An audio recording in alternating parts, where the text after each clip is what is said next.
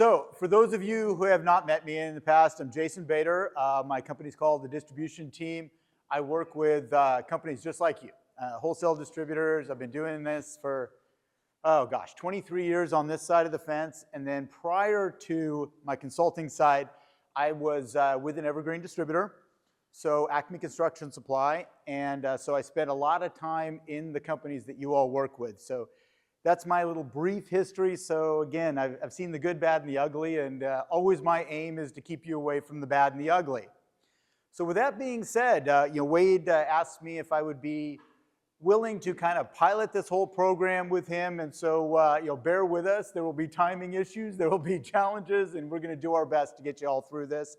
But the idea here this afternoon is we really want to give you a taste of a little bit about AI, but then we really want you all to talk a lot. Okay, so we're going to force you to talk. I do not want to hear my own voice, and Nelson certainly does not want to hear his own voice very long. So questions, thoughts, ideas, that's what we're looking for here. And again, remember, you're a cohort set, so you're supposed to help each other out. That's what we're looking for here. So if I could, let me introduce my friend Nelson here. Nelson Valderrama, he and I met a couple of years ago, at least 2.5, 3 years ago, something like that.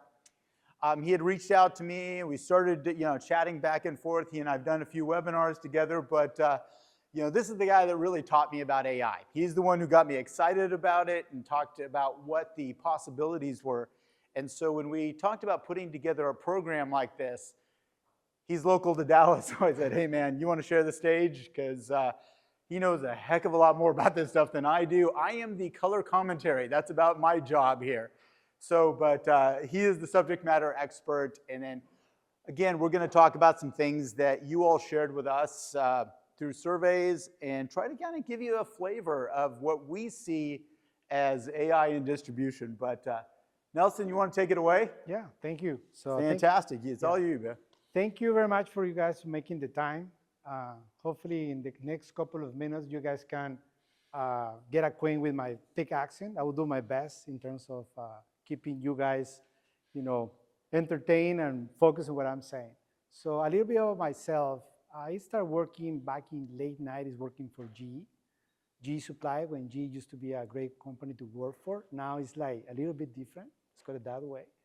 And I started working in distribution. I was brought into the US to be in a management program where I was able to do inside sales, outside sales, warehousing operations.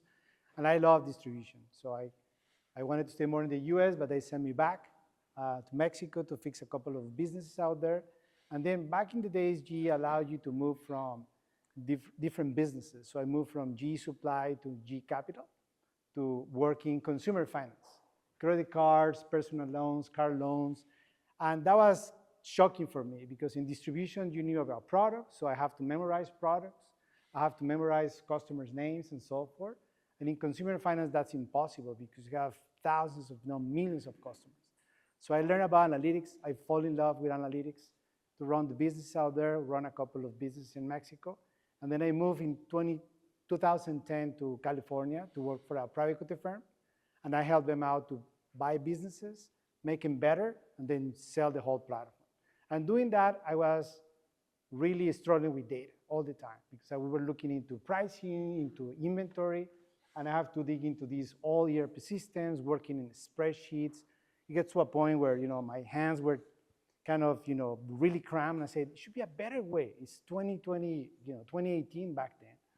So that's where I started my own company, Intuilize, and that's what we do for distributors. We work on the price optimization and inventory optimization, powered by AI, but with a human touch. Sounds good? So that's what we're talking today. We try to do this as, I would say, dynamic for you guys. And Jason and I, we have a playbook about how we want it to go, but it just depends on you guys, where you guys are gravitating to, so we can make this something that is very productive for you, so you can get something out of this. Sounds good? These are pretty much the 5 things that we wanted to go over. So we wanted to go over the current state, so where you guys are. We sent out a survey before this meeting, and some of you guys have the opportunity to fill it out, so we have some of the answers. We wanted to share with you guys where you guys are. Second thing is identifying the pain points, and these are the pain points that you guys are feeling today in your business. The third one is the implementation framework. So that's something that you guys also say, well, I wanted to have some kind of framework that I can use when I get back to my company. Case study examples, so I brought 3 of them with real data, real stuff that you guys can see. And finally, how you can apply this framework to your business. So let's start with a personal journey, right? So we are a software company. Last year, I don't know about you guys, but after COVID, we have anything between 3 to 6 video calls every day. I don't know about you guys. It was insane, right? We have to prepare cameras and have, lighting and the microphone, the whole thing. And we were very efficient doing this. But after that, we have challenges in terms of the notes, right? So I'm an old school guy. I love paper. So I have these notes. And after a couple of days or weeks, it was just piling up, right? And we didn't have any way to do it. Same thing happened with everyone in the company. So we say, we need to resolve this, right? And this was 2024. So we need to resolve this. Should be technology around that. So we start with that kind of, the challenge that we have is technology company, we were spending too much time on the preparation side. We need to do something better, right? We have meeting notes that were disparate. So that means that, let's say, she and I was in the same room. We have gone the discussion with a prospective customer, and suddenly I asked her, okay, what is what you think this customer said? And she said this, and I was like, well, I didn't get that, right? And that happened a lot. So imagine having that, and this is all virtual, right? So we have our company all across the U.S. So we didn't have that face-to-face. Yeah, it's been a challenge. I mean, yeah, I think in many cases, we tend to really want to be engaged in that meeting. Yeah. And so the note-taking part is a challenge, and to capture, but you don't want to lose that information because neither of us are going to remember it. Trust me, when you get to a certain age, that stuff just does not stay very long. So I don't know how many calls you guys have per week, but that was our challenge, right? What was the process? So we identified what was kind of the pain points in terms of, these are the pain points that we have as a company. And this part of the framework, I'm sharing with you guys real life, example. We explore AI solutions. Something that Jason and I have discussed over the last 3 years is there are many companies and many people that they see technology and they want to find a problem, right?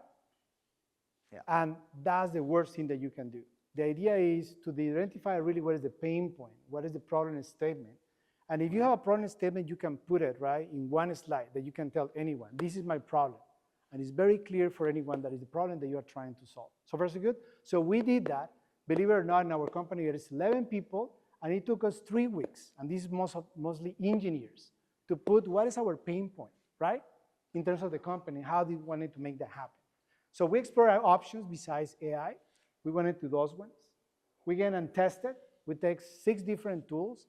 This means having people from our company doing that part, and that was very actually painful because we say, okay, let's have you test different tools from the get-go and let us know how those tools are working.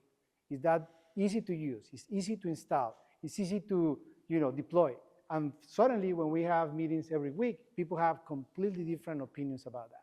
Oh, that was horrible implementation. Oh, that was very hard to use. The user interface, especially when age differences. We have age differences in our company. So that was tested, and we have to go a couple of times to do the testing.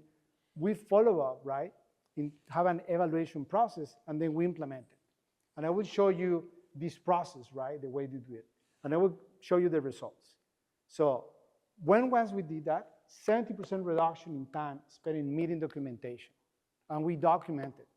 This is us, instead of being right there, using the note taker, getting back to inquiring the note taker and making sure it works. So we said, that's great, because that's 70% of the time that we can be in front of our customers, right? A customer, they don't care if I take 2 hours to do note taking or it takes 3 minutes. They don't care. What they care is the output. So that was great for us. The second one that we found out is the improved consistency and the better follow-up. Improved consistency, I have opinions. I'm pretty sure if I go in a meeting with Jason in a video call, that happened in our webinars, he has an opinion, I have an opinion.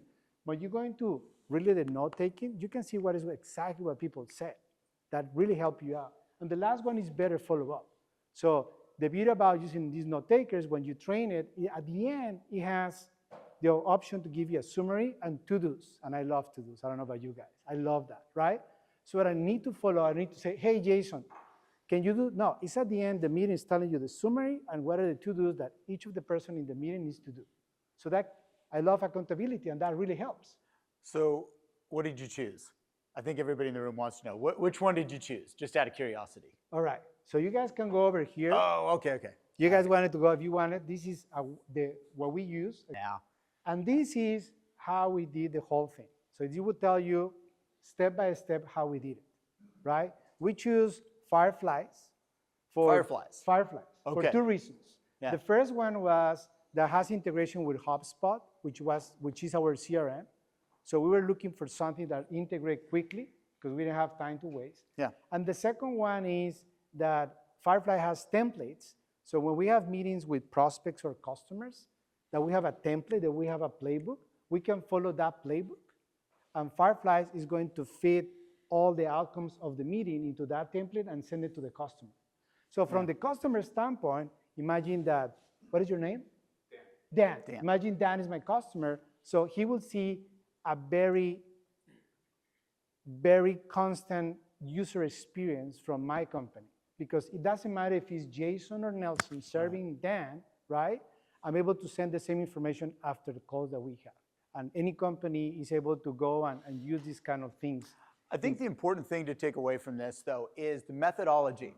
And one of the things Nelson, said, and I think this is this important point that you and I are going to make 17 times throughout this presentation, is look at the business challenge first, and then look for AI to solve it. Because maybe AI is not the right tool. Maybe it's not. Yeah.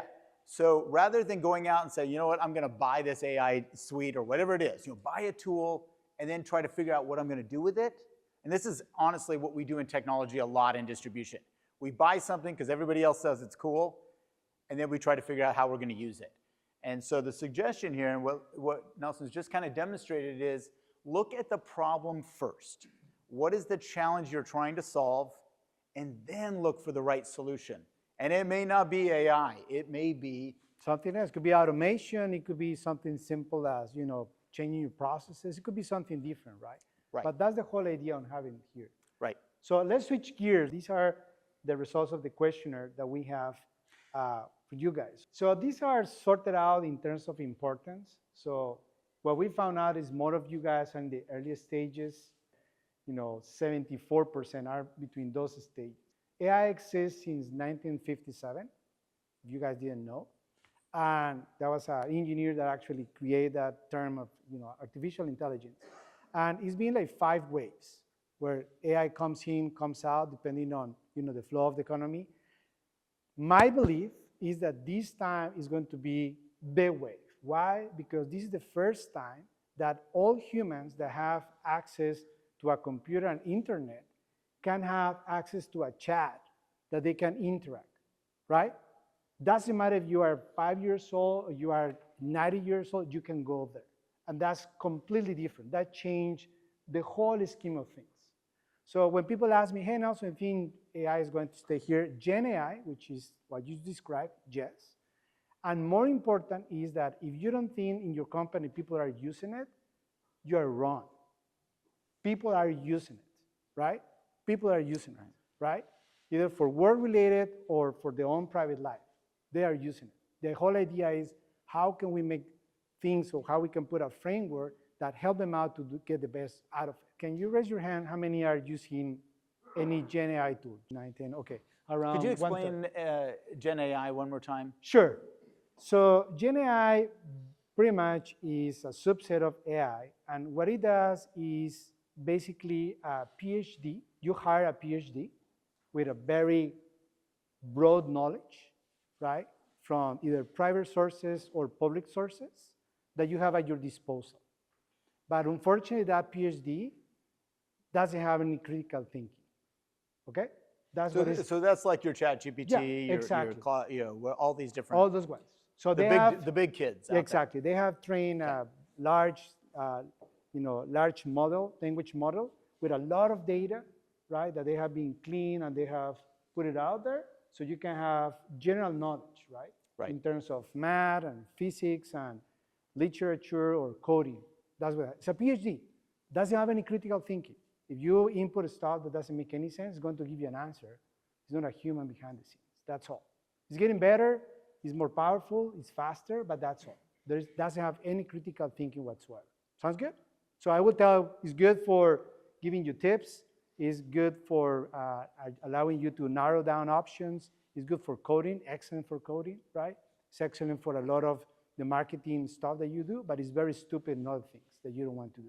Let's talk about the top pain points that you guys describe in this questionnaire. And I will go kind of one by one. Inventory management and optimization, that was kind of the top one. The second one, customer service automation. The third one, sales process efficiency. The fourth one, data analysis. And the fifth one, price optimization.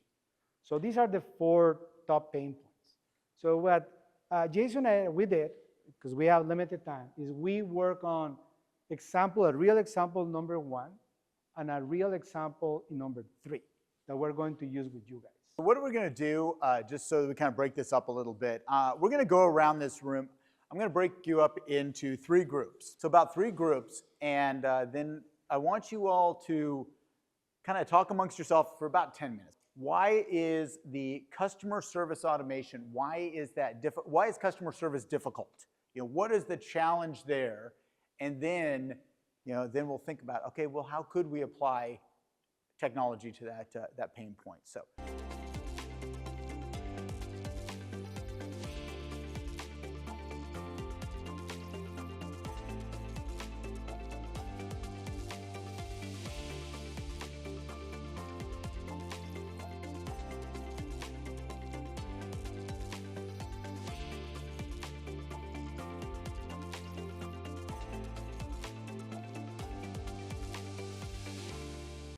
You'll kind of see how that beginning of a discovery process could work. And these are the things, and the reason Nelson and I are sharing this with you is these are the things we want you to come back to your organizations and start that conversation. Is when we sit down, it's not, hey, let's look at this product. It's, let's look at our problems. What are the things that are the barriers to profitability? I'm a profit-driven guy. That's my life. What are the barriers to profitability? What are the barriers to our organization? And then start through that discovery. What's the specific challenge? And then ultimately, where do we need to go to find that solution? Technology, non-technology. That's not really the case there. Does that make sense to everybody? Good. Yeah. So in this one, I'm going to do on the fly, right? I want to show you how you can use Gen AI with this specific program and trying just to put in a problem statement. Sounds good? So I was talking with Jason about this and said, well, Nelson, you can, kind of share on the personal side. So English is not my mother tongue, as you can see, right? So I'm using Gen AI and another tool in order to help me out to communicate better. This is Claude. This is what we use in the company. This is my personal account. This is not my company account. And I'm going to do this in the fly. So you are being hired. So the computer on the other side, you need to be talking like you are talking to a 7-year-old kid. Very detailed, everything, right? English. Okay. I'm going to show you a See if trick. it corrects your spelling and stuff in there. I know. So this is a okay. trick. I use another AI to help me with that. Okay. I go here, and this is my friend Jasper. This is secret, okay? Yeah. Jasper, and I train Jasper to use my language. I go here and say, do it straightforward. Boom. Looks good to me. Looks good? Yeah? Let's roll. So this is great to help me out to research things, right? Integration complexity, you guys mentioned about systems. Diverse customer interactions, people talk about text, right? Email, phone calls. Yep. Technical expertise gap, time investment. I think the group that I was, they say about 1/3 of their time, I think that's what we settled, right? 1/3 of the time when the salespeople invested on customer service related things, right? Mm-hmm. And these are the business impact, right? So this a PhD doesn't have any idea of this, right? So now I wanted to train this one and set okay, thanks. So even though it's a machine, I wanted to kind of give you some, paddle, right? It is Thanks. incredibly important to speak to it as if it's a human being. Thanks. And I don't understand why, but it is. It works better if you thank it for the response. We're on the right track. I don't know why that works well, but it does work well. And prompt engineering, I guess is a fancy term for learning how to write your prompts, is actually critically important to get results that you want. And so getting better at asking better questions is really going to improve your output. I think it's interesting, how he's using two different AI platforms to really create better prompts. And so again, when you start stacking these products together, that's when you're going to start really getting better results out of it and really getting more concise as to what you're asking it to do. Now you go to any of the Gen AI tools and you can say, okay, this is what I'm training you for. You're a PhD and I want you to help me out to give me ideas on how do we solve this, right? With the technology that I have, with the constraints that I have. And you can go as specific, I have 3 people in my team and they are working 10 hours, right? And nobody has an idea of AI, but we have this and this, stack technology, right? Give me options. And what it will help you out is to provide you with maybe some tracks or paths that you didn't think about it, right? And you can narrow down those ones. It's going to give you 4 or 5 different ideas, 3 that doesn't make any sense, but even 1 or 2 that kind of make sense. You can narrow down and you can say, yeah, option number 2 and 3, I like it. Can you please develop that a little bit further for me? One of the things about really making an AI journey personal is come up with things that are personal to you. Maybe don't necessarily start with your business challenge. Think about, how do I internalize this? For example, like planning a family vacation. Now it's become personal. Now it's something that has benefited me personally, and I begin to trust it. When I trust that process, then I can start applying it to business challenges, if that makes sense. Yes? Yeah. Yes. Okay. And these things are stupid, very stupid. And so you always need to have someone that validates the output. Make sense? So these can help you out to brainstorm things. And again, I invite you guys to try it. Honestly, you haven't tried, just try it. It's relatively easy and you can start getting your feet wet on that one. All right, so let's go over the other question that we asked in the survey, which was about the common roadblocks for AI implementation. So we're going to go one by one here. Lack of technical expertise or resources. Yes, that's definitely a challenge that you guys are going to have. And resources, yes, it is. But going back to what we mentioned, which is maybe the customer service challenge that you guys have doesn't need to have AI involved. Maybe just a basic automation that you need to do in the CRM, for example, right? So it just depends on the solution. It's going to be the resources that we're going to need here. So this is a big one. And again, it's just trying to get trained, coming like here, to try to figure out what to do there. Data quality and security concerns. Yes, data quality is extremely important, especially when you're training models and so forth. I don't want to go there because that's an hour talk about data governance and other things to that there, but I want to touch about security concerns. This is something that always came to me, and Nelson, what are security concerns? So the first one is, I'm advising any company that is going to jump into any technology to put a policy, a playbook, a guideline, whatever you want to call it, right? As a company, what do we want it to do and what we don't want it to do, right? Just to make sure everyone is on the same page. On these security concerns, what I do in my company is actually check with each tool that we use, what is their terms and conditions. This is Claude. This is telling Claude that they are not going to train any of the models with my data, right? So when I sign and I pay, this is completely open, right? You go to ChatGPT, it's kind of the same thing. A trick here, which is when you're using the personal part, typically that doesn't have that option. Typically when it's a paid program, right?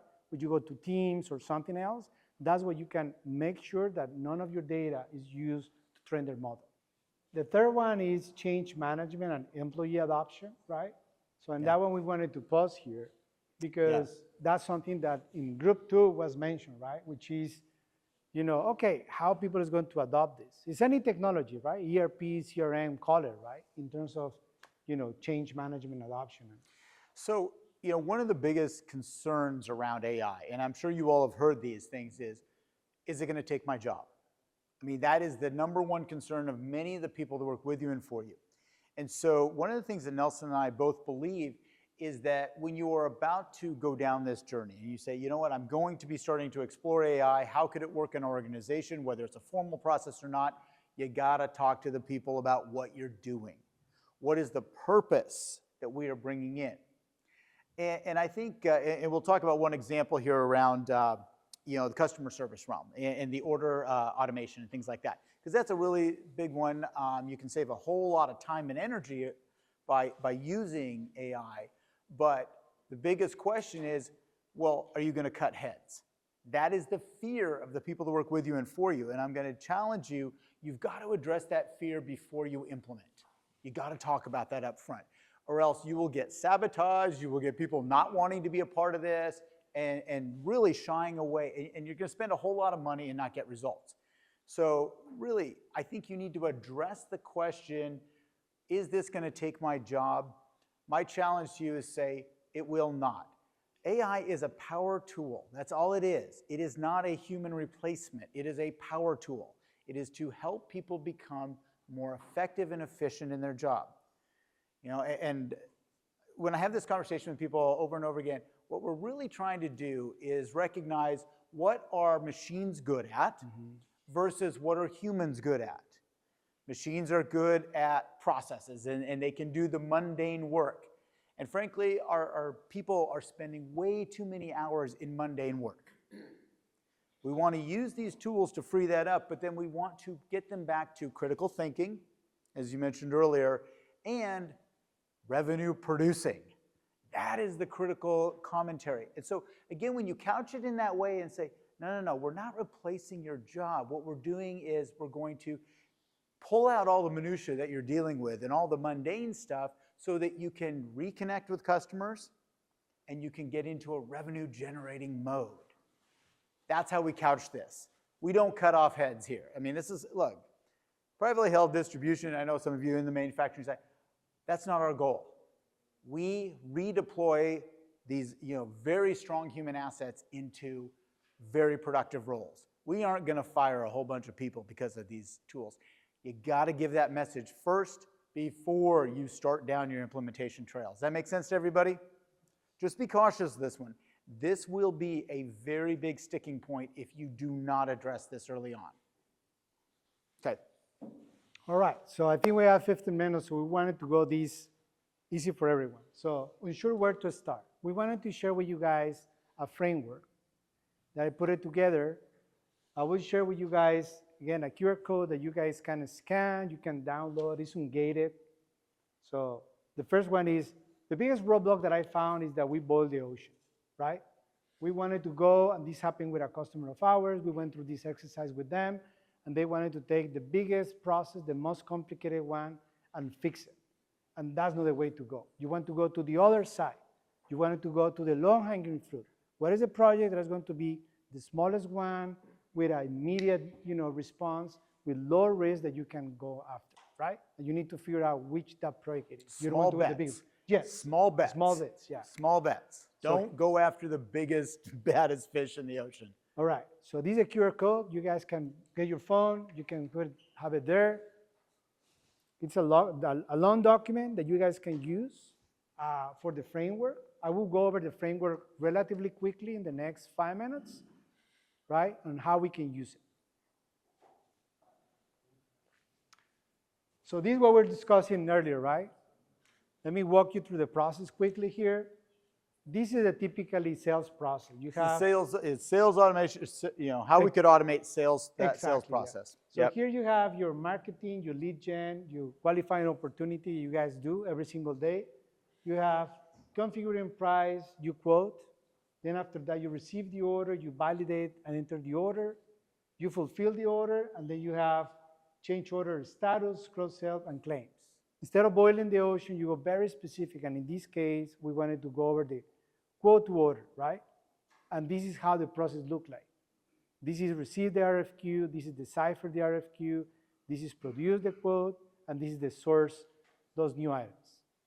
Okay? So you went from a huge process like this one, you focus on just one specific one, assuming that's the one that you are interested on, and then you break it down in small chunks, and you see which one is the one that you wanted to focus on. How many of you receive your request for quote via email? How many of you take in emails from your customers? The point is, that yes, email, and then you've got this unstructured data. Yes. So go ahead, Nelson, from So, unstructured data. I don't know if you guys know this, but today there are around 6 companies in the US that can do this completely automatic. They can take emails, they can take faxes with handwritten POs generated by ERP systems, right? Decipher them, decipher those RFQs, right? Compare that with what you have in the ERP system and saying, yes, of these 10 different items, I was able to find these 10 ones, pull the pricing, put the availability, and send back the quotes in minutes. Do you guys know that? Think about, the way that, I'm just going to go from the contractor to distributor side. Think about the way that contractors call things. Are they always exactly what you have in your ERP catalog? Well, not a chance, no. So there's different language translation, and that's a lot of what our customer service or inside salespeople do for us, right? That's really where these things specialize, is they take that unstructured data from contractor to match it with your ERP catalog. I think we got a winner.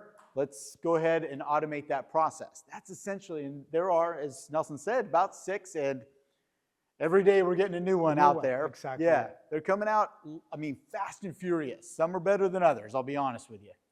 So the reason why I'm bringing this up is because you guys saw, again, in terms of trying to use the framework, it's about how do you define what is your pain point, right?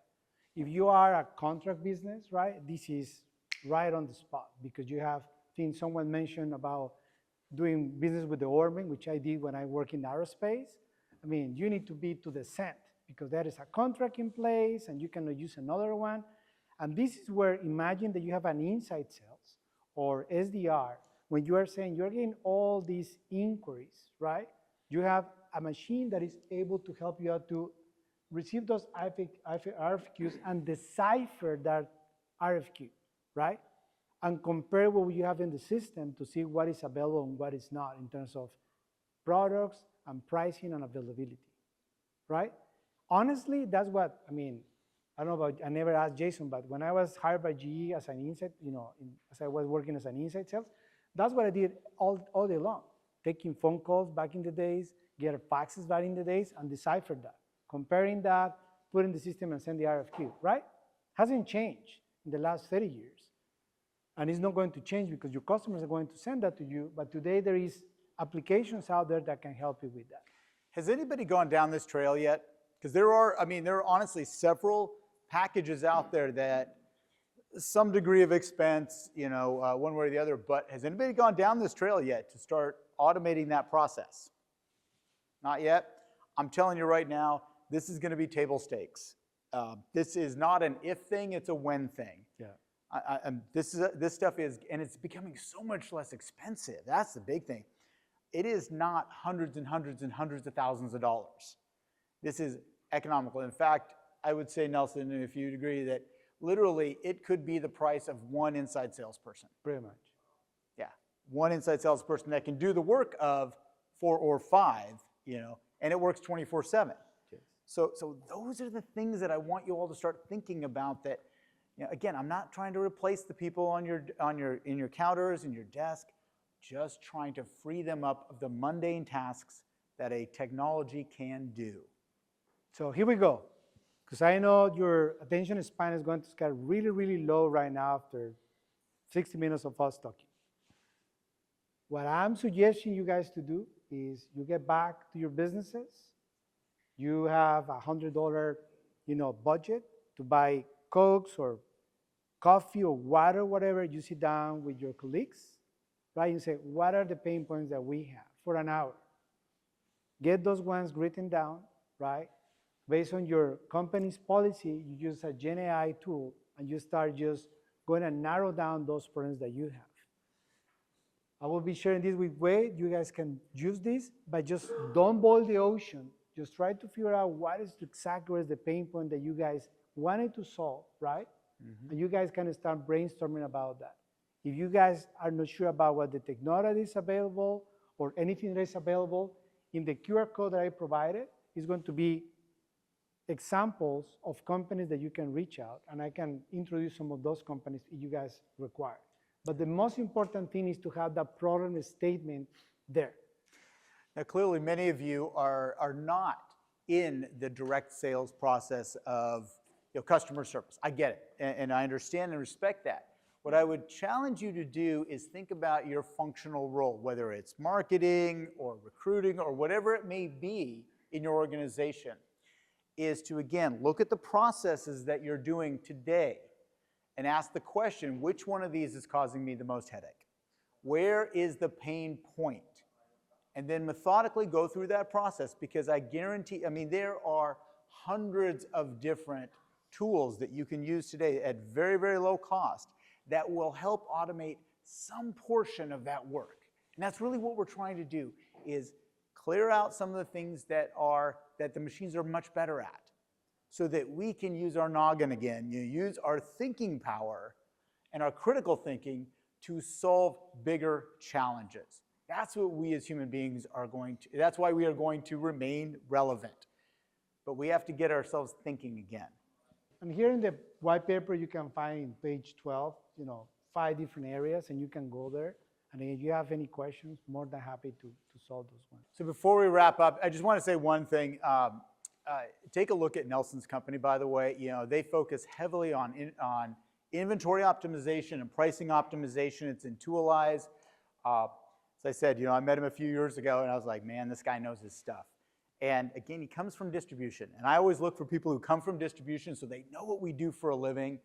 And I would challenge you, reach out to him. He's been very, very open with anybody who reaches out. Anybody I've sent his way, he will absolutely kind of talk you through the process.